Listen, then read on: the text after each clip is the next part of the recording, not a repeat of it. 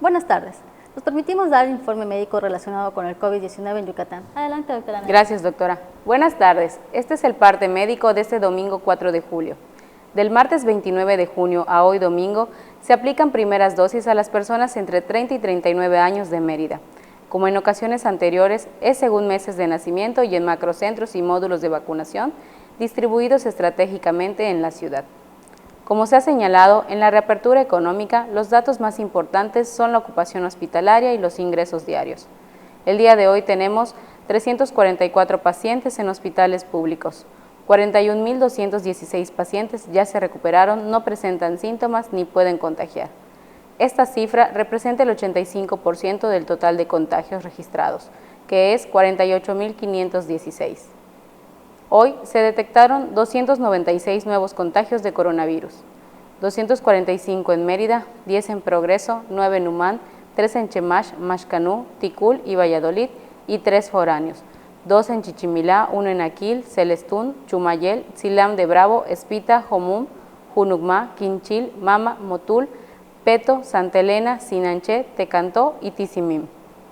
De los 48.516 casos positivos, 420 son de otro país u otro estado.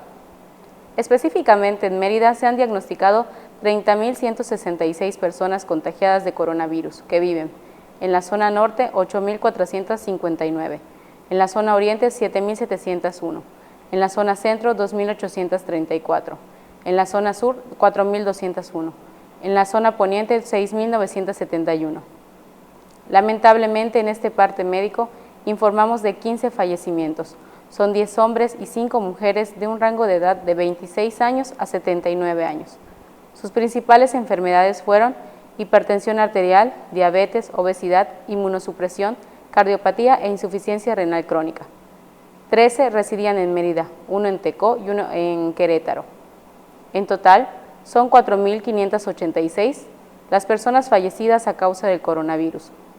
De los casos activos, 2.370 están estables, aisladas, monitoreadas por personal médico de la Secretaría de Salud de Yucatán. Presentan síntomas leves.